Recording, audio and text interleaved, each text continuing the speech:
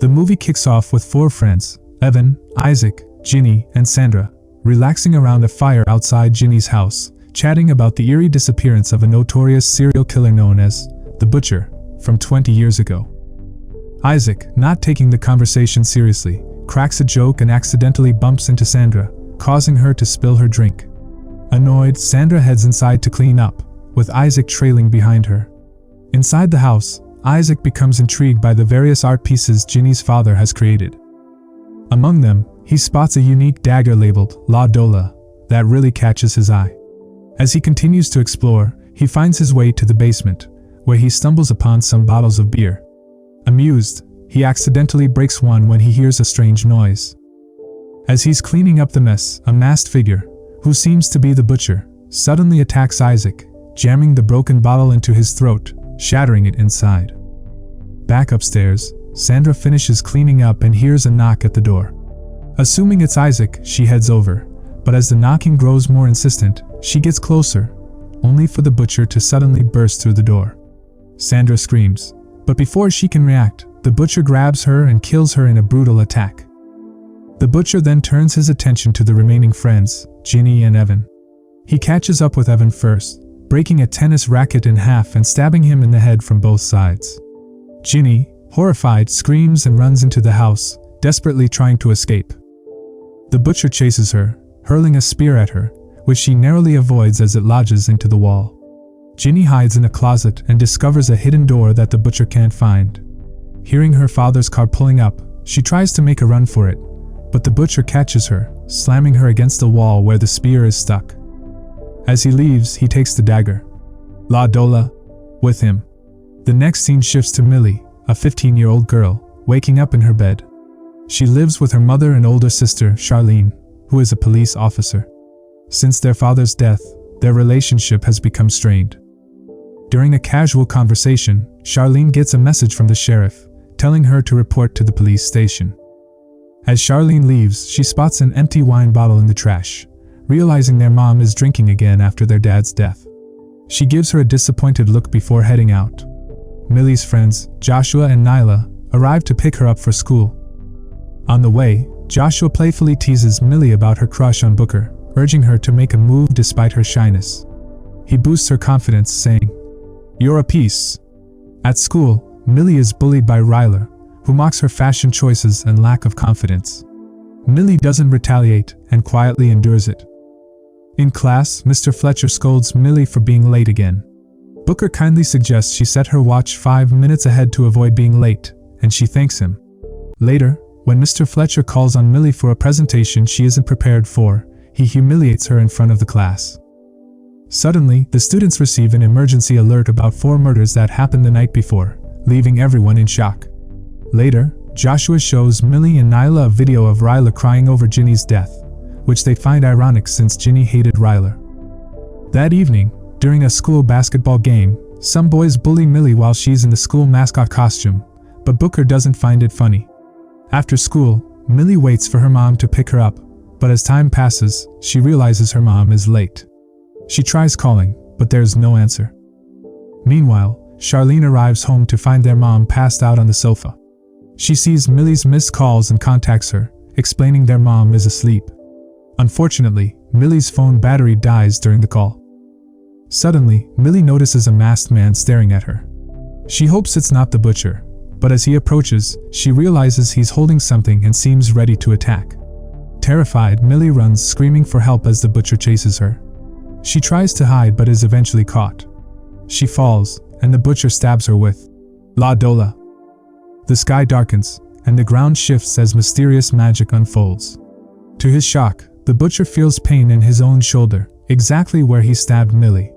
Just then, Charlene arrives and calls for backup, forcing the Butcher to flee. At the police station, Millie is in shock. Her mother arrives and hugs her tightly. Millie notices the police taking La Dola as evidence. That night, still traumatized, Millie has disturbing nightmares, as if the dagger's powers are awakening inside her. The next morning, she wakes up feeling different. It's then revealed that Millie and the Butcher have swapped bodies. Now, the Butcher is trapped in Millie's body. He looks in the mirror, realizing what's happened. As he moves around the house, Millie's mother, thinking she's acting strange due to the trauma, invites her to breakfast. At one point, the butcher in Millie's body tries to stab her sister, but their mother intervenes and takes the knife away. Meanwhile, the real Millie, now in the butcher's body, is horrified.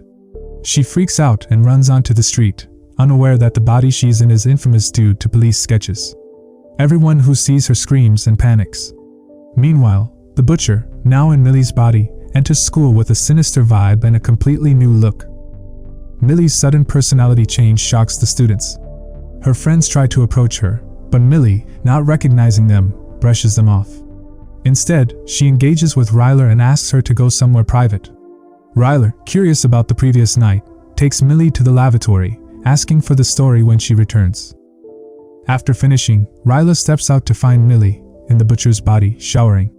She screams for help, but the butcher traps Ryler in a freezer, locking her inside. When the real Millie, in the butcher's body, discovers Ryler, she opens the freezer door, causing Ryler's body to shatter into pieces. Later, the butcher, now in Millie's body, is scolded by Mr. Fletcher, making him his next target. Meanwhile, outside, Millie's friends, Joshua and Nyla, spot the butcher's body and scream in shock.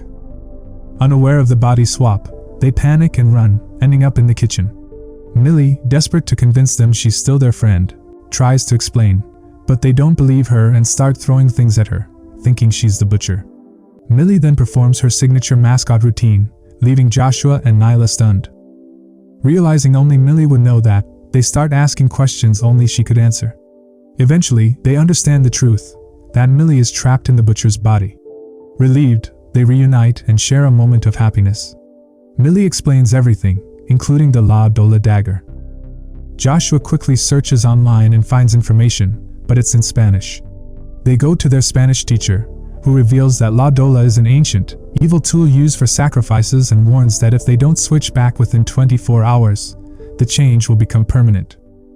The butcher, still in Millie's body, targets Mr. Fletcher. He attacks with a screwdriver, and despite Mr. Fletcher fighting back, the butcher stabs him in the neck and gruesomely cuts him in half. Millie spots the butcher and tries to stop him, but he screams for help, using Millie's appearance to his advantage. Millie and her friends flee as the police pursue them, with Charlene close behind. They take refuge in a superstore, where Nyla gives Millie a mask to avoid recognition. Back at school, the butcher, now eyeing Booker as his next target, lures him in. Just as the butcher is about to strike, Millie arrives and knocks him unconscious.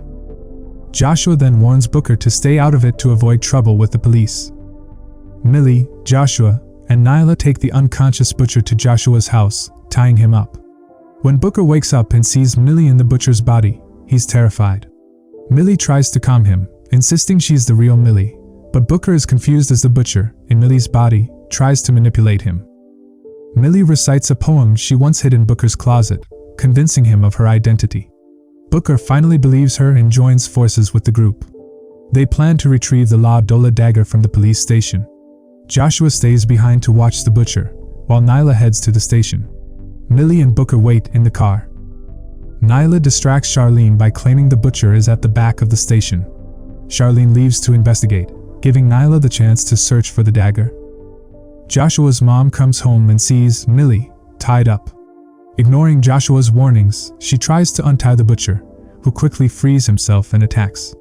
Joshua and his mom run to a safe room, and the butcher escapes. Joshua urgently calls Nyla to warn her. Nyla finds the dagger and hides it, but Charlene grows suspicious and demands the truth. Before Nyla can explain, the butcher arrives at the station. Millie and Booker rush in as the butcher grabs the dagger and escapes. Millie locks Charlene in a cell to keep her out of the way. The butcher, now armed, heads to a party with murderous intent. There, he approaches a bully who leads him to his friends. Butcher attacks them with a bottle and brutally kills them all one by one. Meanwhile, Millie and her friends race against time, with only 13 minutes left to swap their souls back. Booker gives Millie his watch to track the time. At the party, they search for the butcher. Booker finds the bodies, and Joshua asks a guy about Millie's whereabouts, but the guy tries to kiss him. Joshua pushes him away just as the butcher bursts through a wall, killing the guy with a hook. Millie arrives and tells Joshua to get away. Joshua alerts the others that they've found the butcher. A fight breaks out between Millie and the butcher. During the struggle, the dagger falls from the butcher's pocket. Millie grabs it, but the police arrive, giving the butcher a chance to escape. Millie chases after him, and with her friend's help, they catch him. Millie is ready to stab him, but the alarm goes off. They're out of time. Just when it seems too late, Millie remembers that Booker always sets his watch 5 minutes ahead. Those extra minutes save her. She stabs the butcher, and their souls snap back to their rightful bodies. The police arrive just in time, shooting the real butcher. Millie and her friends embrace, relieved it's finally over. Moments later, Millie and Booker share their first real kiss. Her mom arrives, wrapping Millie in a tight hug, and takes her home. But as the butcher is loaded into the ambulance, he slyly removes his fore, faking his death and fooling everyone. Back at home, Millie and her mom share a heartfelt conversation before bed. But as Millie heads down the hall, she senses something is off. The butcher suddenly appears, knife in hand, and grabs her. Charlene rushes in with a gun, but the butcher has already disabled it. Just then, Millie's mom comes to the rescue, smashing a bottle over the butcher's head, giving Millie a chance to break free. The butcher fights back, overpowering her mom and sister. Millie, still weak, struggles to defend herself. The butcher taunts her, exploiting her vulnerabilities, but Millie fights back, kicking him where it hurts.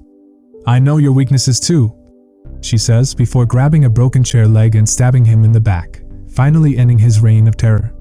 Her mom and sister look on in shock, amazed by Millie's courage. Still catching her breath, Millie smiles and declares, "I am a peace." And with that, the movie ends.